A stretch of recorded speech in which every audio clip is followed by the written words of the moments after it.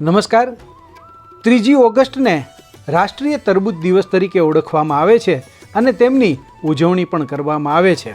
તરબૂચને આપણે કલિંગર પણ કહીએ છીએ અને જેમનું વૈજ્ઞાનિક નામ સિટ્રુલસ લેલેટસ છે અને જે કોળા અને દૂધી વગેરે જેવી કુળનું પણ છે, જે જમીન પર પથરાયેલા વેલામાં ઉગે છે, જેનું મૂળ ઉદ્ભવ સ્થાન આફ્રિકાના દક્ષિણના દેશો માનવામાં આવે છે. ઉપરથી જાડી લીલી છાલ તો ક્યારેક પીળા ચટાપટાવાળી પણ જોવા મળે છે. તે અંદરથી સફેદ અને તેનો ગર રસાળ અને મીઠો જોવા મળે છે, જેમાં બી પણ હોય છે.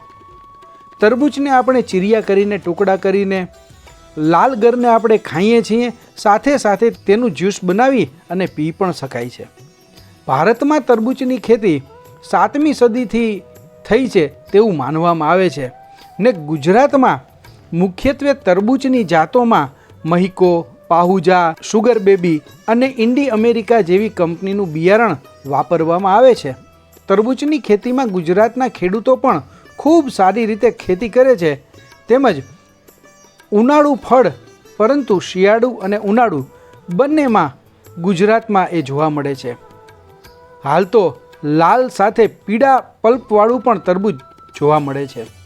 તરબૂચની અંદર વિટામિન સી, પોટેશિયમ અને મેગ્નેશિયમ જેવા તત્વો હોય છે અને જેમની અંદર 92% પાણી હોય છે અને 8% સુગર હોય છે. આમ સ્વાદિષ્ટ તરબૂચ સૌ કોઈને પ્રિય છે.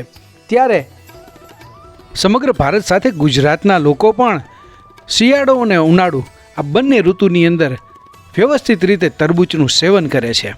અને હા, તરબૂચ આપણને પૂછે કે ડુ યુ લવ મી, તો આપણે કહેવાનું છે હો, yes, we all love you તરબૂચ.